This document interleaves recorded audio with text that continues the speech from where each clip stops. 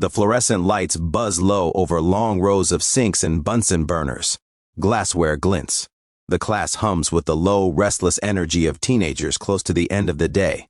Notebooks half closed, phones half hidden on desks. A smell of rubbing alcohol and formaldehyde lingers like a tired promise of experiments and exams. A hand slams a textbook down on the lab table. Laughter cuts through the din. A tower of a kid with a reputation like barbed wire stands at the center of it all, grin wide, eyes hunting for the next reaction. He leans across the bench toward the woman who runs the lab, fingers curling around the edge of her counter. He toys with the beaker she just used, mocking the care she takes with the chemicals and the students. "That's mine," he says, voice loud enough for half the room to hear. "You kids and your safety lectures, who cares?" A student snaps a photo and sends it into the cluster of screens like a flare. Other boys snicker. Girls shift in their chairs, the air folding with the uncomfortable electricity of something about to happen. The woman lifts her chin but keeps her hands flat, the model of calm authority. Her face is steady and open, the kind that makes kids trust her with their questions and their fears. "Please put that down and return to your station," she says. Her voice is soft, but every word counts. There is no tremor, no edge. It's the voice that used to call cadence on long runs at dawn, the one that has barked orders in environments where mistakes cost more than a grade. He leans in, fingers find the collar of her lab coat, and, to the gasp of the room, his other hand comes up, pressing against her throat. The motion is sudden, practiced cruelty, a show of dominance, a message meant to terrify. Time fractures. A dozen reactions take place at once. A chair squeals backwards. Someone yells. A boy with a camera drops his phone. Her eyes find his, not flinching. The rest of the world narrows down to the pressure at her throat, the warmth of his palm, the impossible noise in her ears that is the sound of adrenaline and old memories. Her training slides into place like a second skin. For a sliver of a second, she answers him with nothing but breath, her hands on the table, spread and anchored. She remembers counting in the dark under parachute canopies, remembers the taste of cold coffee in a base that had no electricity and too many nights. She remembers the command to stay alive, to preserve mission and team and herself. The classroom becomes a map. She reads the edges, locates exits, notes weapons, identifies witnesses. "Let go," she says, voice a quiet, steady order that cuts right through bravado. He laughs, breath hot against her neck. "Or what? You'll write me up? Call the principal?" Teachers are funny that way. She hates that laugh.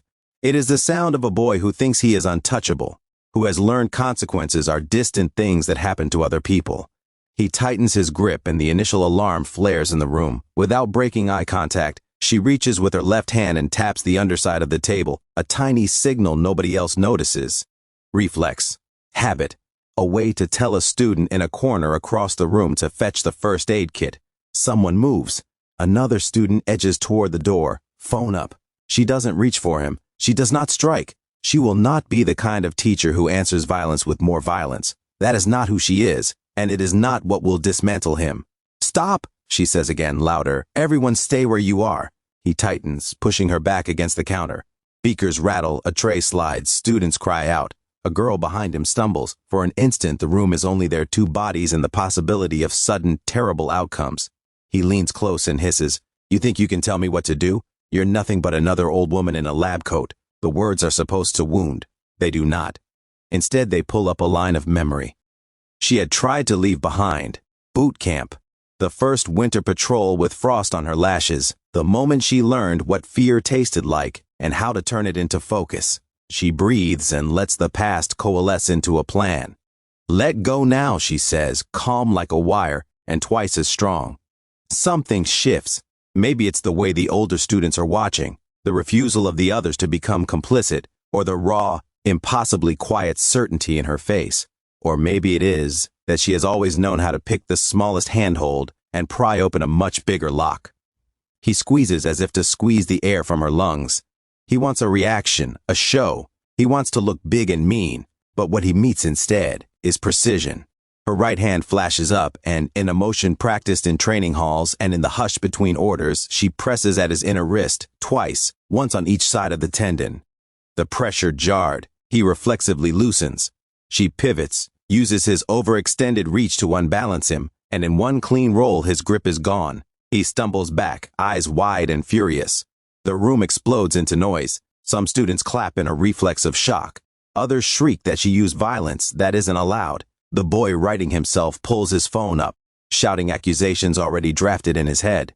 He wants to claim assault. He wants to claim victimhood. He wants a narrative where he is wronged and she is punished. She doesn't raise her voice. She keeps her hands visible and open and breathes with a soldier's slow count.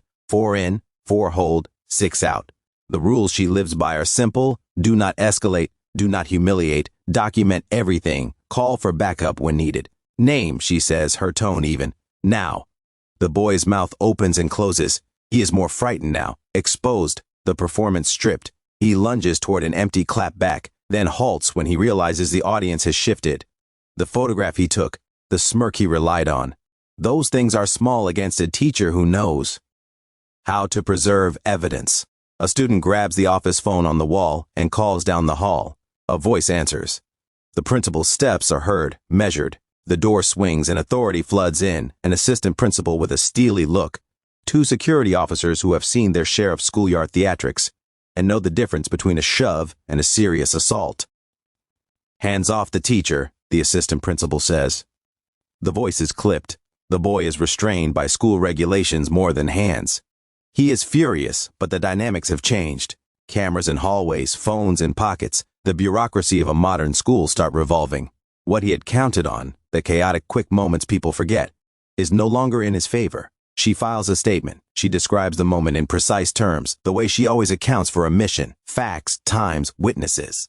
She names the students who saw it and asks for the school's CCTV footage. She steps aside while administrators do their work and lets the law do what it must. The first shock is administrative. He is suspended pending an investigation. Parents call. There are hot takes in the parent group chat. He claims he was provoked. The boy's father calls the school demanding punitive action against the teacher. Old headlines roll across neighborhood feeds, showdowns between parents and educators, the culture war condensed into angry paragraphs. But she knows she did the right thing. She knows the law will see the photos, the video, the way his hands were closed around her throat. She trusts in the small alliances she has built over years with other teachers and staff. She trusts the students who took the photos, but also those who stayed, mouthless and steady, as witnesses. Outside of the glaring headlines and brewing parental storms, other things begin to happen that systematically dismantle the boy's fortress. There are archived posts the administrators pull up, chats where he brags about intimidations.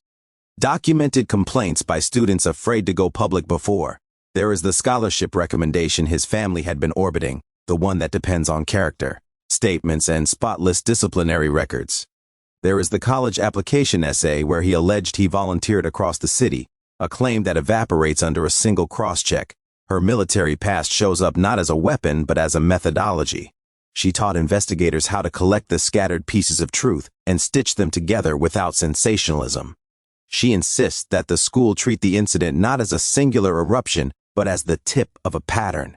She insists on fairness, on full investigation, and her insistence means the school pulls records, interviews, the full archival history. There are consequences the boy did not anticipate. A prospective college rescinds an early acceptance when the investigative dossier lands on their admissions desk. A coach withdraws his recommendation for an athletic scholarship. His social media, once a place for mean humor, becomes a catalog of evidence. Employers the boy had planned to interview look at the public record and glance away. The warnings from guidance counselors turn into barred doors. He is enraged and humiliated, but that is not the end. The legal system hums in the background. Assault charges are filed. A court date appears on the calendar like a cold set of teeth. His family scrambles. They hire lawyers who try to frame him as a lost kid who made a mistake, to paint the teacher as vengeful. They try to twist the narrative. There are versions of the story they hope will stick, versions where truth is muddied. In court, she is meticulous. She reads the transcript she wrote, points to timestamps, shows the CCTV, calls students who speak with a quiet, unshakable clarity. She does not revel in his ruin. Every word is precise and careful because precision is how you maintain moral high ground when the stakes are public and raw. When the judge asks for an account, the boy's performance falters. His words are rough and inconsistent. Cross-examination pry away storylines crafted in advance.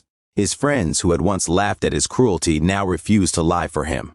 The boy's legal team tries diversion tactics, but patterns once reality, if the community is to be safe. Months later, the boy wanders past the school with a hoodie pulled low, eyes crossing the campus like a ghost. He is older in ways that matter. He applies for a job at a place that requires background checks and character references and finds doors closed.